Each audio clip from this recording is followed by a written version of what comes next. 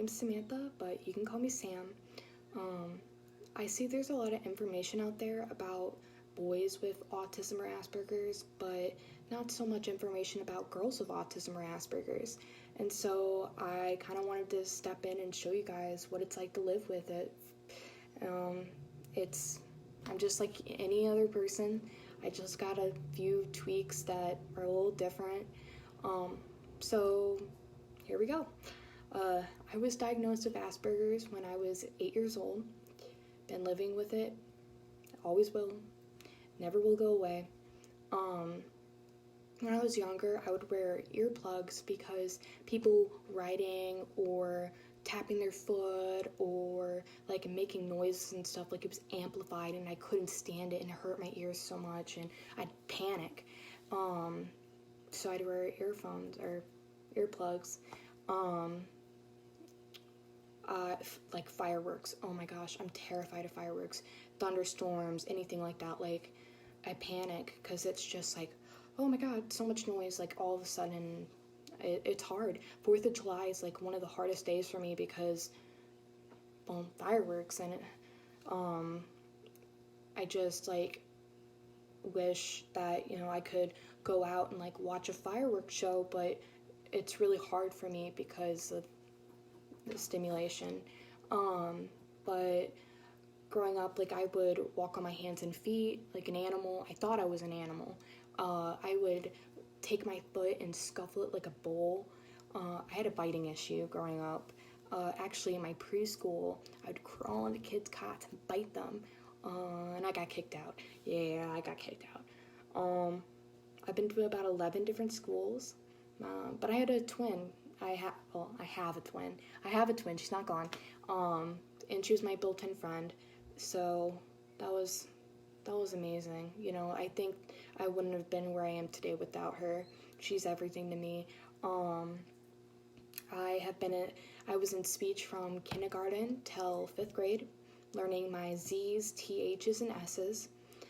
So in the middle school, there would be a class where I would be taken out for an hour.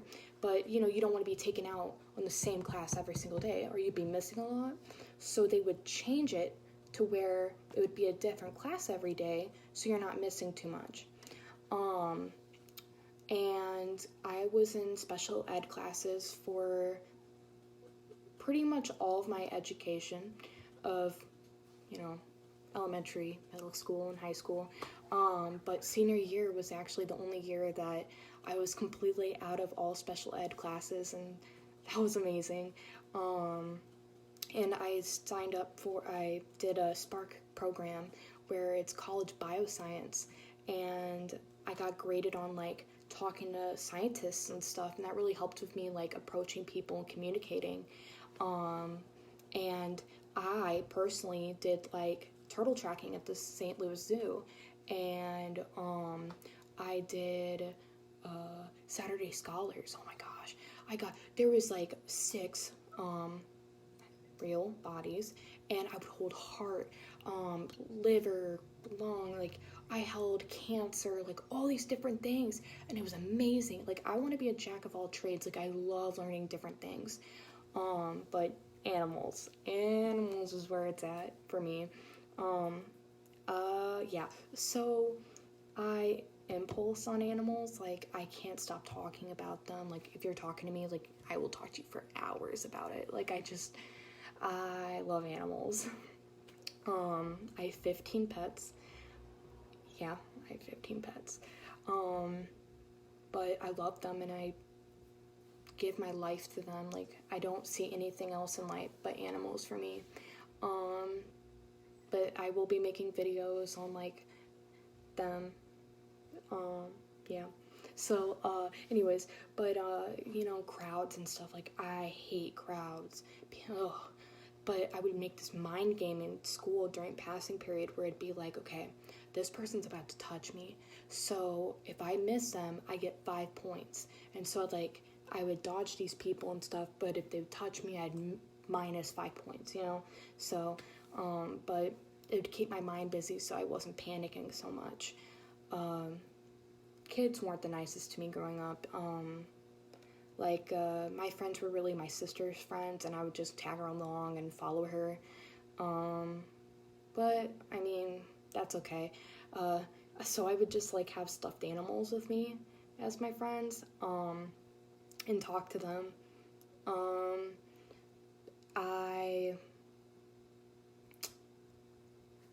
I have a hard time, like, seeing face expressions. I look around and everyone's mad at me. Like, I only see, like, a blank expression. Like, obviously, like, if you're, like, well, if you're complimenting me, I'm not going to take it because I'm not used to compliments. They make me very anxious. I just never really got complimented growing up, so I make weird face expressions and stuff, and, but, you know, I just, like, I look around, I'm like, oh my god, everyone's mad at me, what did I do, like, and it's just always on my mind, like, everyone's mad at me, but really, they're just standing there, like, they could be drinking a coffee, you know, they're just enjoying their morning or something, I don't know, but they're not doing anything, they're just standing there, like, but I'm thinking, like, oh my gosh, they're planning on, like, telling me something I did wrong or something, like, it's hard. So I'm trying to learn how to read body language instead, because, you know, I face is obviously not working, and voice tone. Oh, voice tone.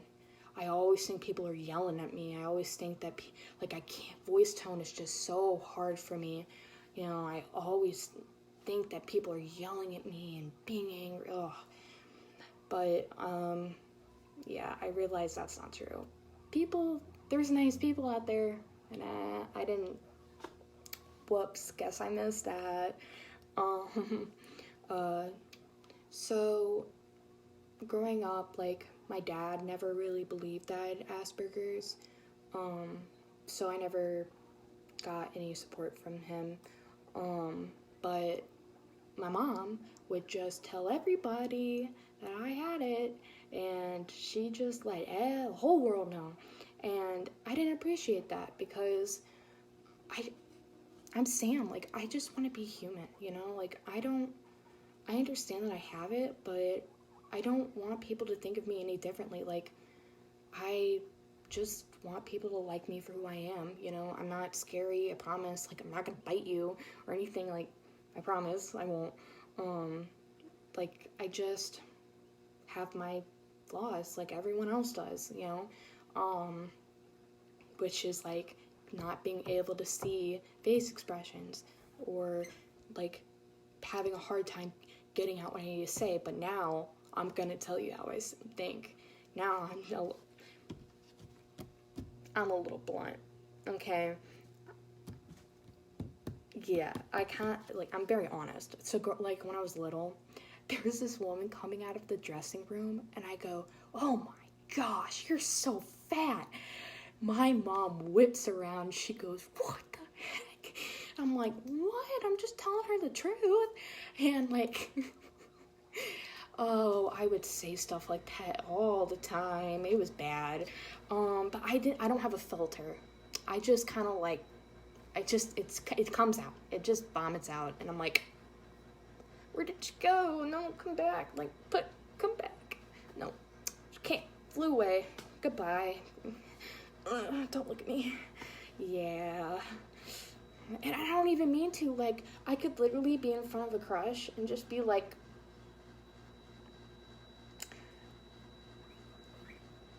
I'm so awkward too. Okay.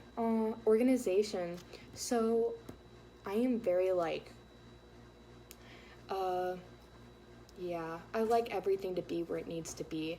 I actually make, like, journals and stuff, or not a journal, but, like, to-do lists, and it helps me, like, stay where I need to be, like, okay, this is what you need to get done, blah, blah, blah.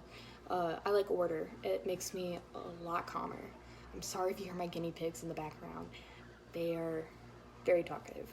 But I really like order. Like, if people change things last minute, I'm kind of like, couldn't have told me that, like, last week or something. I don't know. I'm working on it. But I like order a lot, and I get that from my dad, too. So, uh, role model, freaking Temple Grandin. She is my all star. Like, I love her. If you don't know who she is, um, she is this uh, animal professor, and she has autism. And I actually saw her live in St. Louis one time, and I have her books and stuff. And I wrote to her, and she wrote to me twice and stuff. I love her, um, but like I was watching her movie and stuff, like in a door. She would stand there and the door would open. She'd be like scared to go through it. I totally know how that feels. I will. I'm terrified of shut doors because I don't feel invited, and so it's like, if I need to ask a teacher a question or something, I'd stand there and I'd be like, okay, I have to open this door. I have to open this door. I have to open this door. Um, and I would just leave. Like, I was so terrified to open the door because because if the door's shut, they don't want me in there. But they could be on their lunch break, But I was like, oh my gosh, this is so scary. And, but as I grew up again, like, it became better and better. But I still have a hard time with that. I would, I don't know, I feel like people look at me and they're like, oh, you're or you don't have Asperger's. I'm like, okay, I understand that and I respect that. Like, I'm just like you. I can talk. I have a job. Like, I can do all these things. But you have to understand that, like, I don't, if you get to know me, you will see my tweaks. I think that's the word. I'm going to use tweaks. But, it's like, yeah, because I work really hard to, like, be able to be independent. I don't have anywhere to go. Like, I live on my own. I can't go anywhere, like, so it's like I can't go crash at my parents or something. Like, I don't have that. So, yeah, I'm gonna have a conversation with you. Like, I'm gonna do my job. Like, I'm gonna work. I really like to show people that I'm a hard worker. Like, I want people to see me as a hard worker. I don't like being lazy, I mean, yeah, I like sleeping, but I don't like to be lazy at work. But I just, this girl was listening to, she was saying how, like, if you say someone's low functioning, it's like they're not functioning enough. But if they're high functioning, oh, well, they're fine.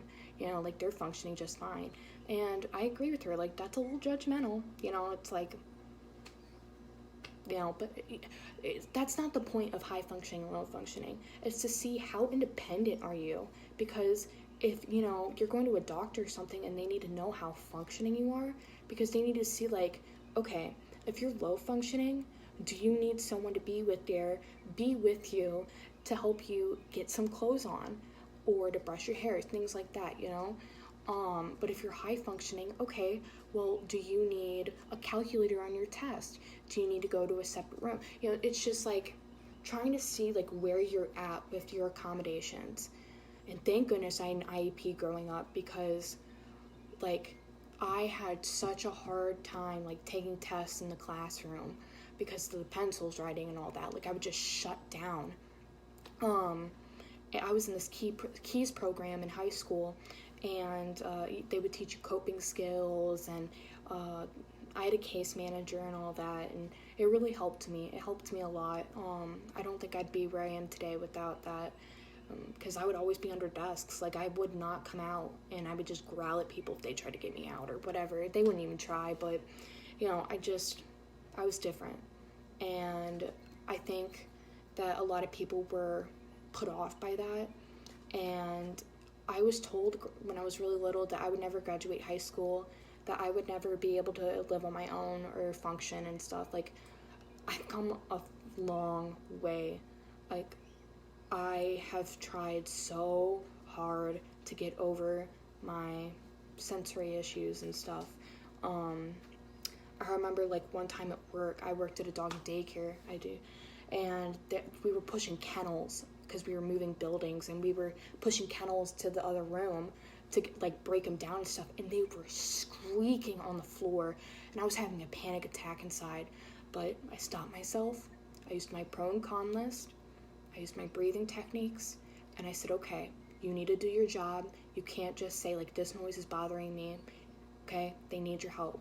So I just held my breath and I went on with my job. I mean, I was breathing, but like I just like focused myself and I got it done. Like when I was younger, like I would have never been able to do that. And I think Spark really helped me with that too, with like being graded on talking to people and stuff. Like it helped me realize that I can do anything, you know? I never thought I would be able to talk to a scientist. Like they talk so different. And I'm like, yeah, totally understand. Yeah, yep, got it. Yep, polymerase chain reaction, got it. But I just started to do it more, and it became easier. You know, another thing is that like, if someone tells me a joke or something, like I'm like, like it takes me a minute to process things because my brain doesn't like understand things at that second sometimes. And you know, I've had people be like, you know, that took you a minute, you know, and I'm like, and that's really embarrassing because I know, and I don't want to be like, I don't want to be put as different. Like I don't know, it just makes me feel like I'm slower.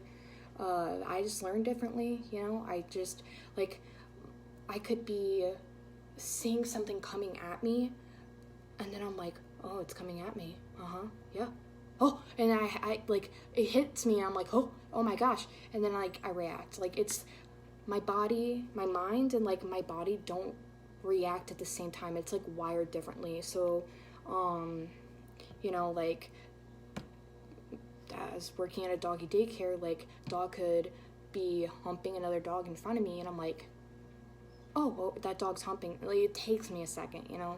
And I you know, just something I have to work on.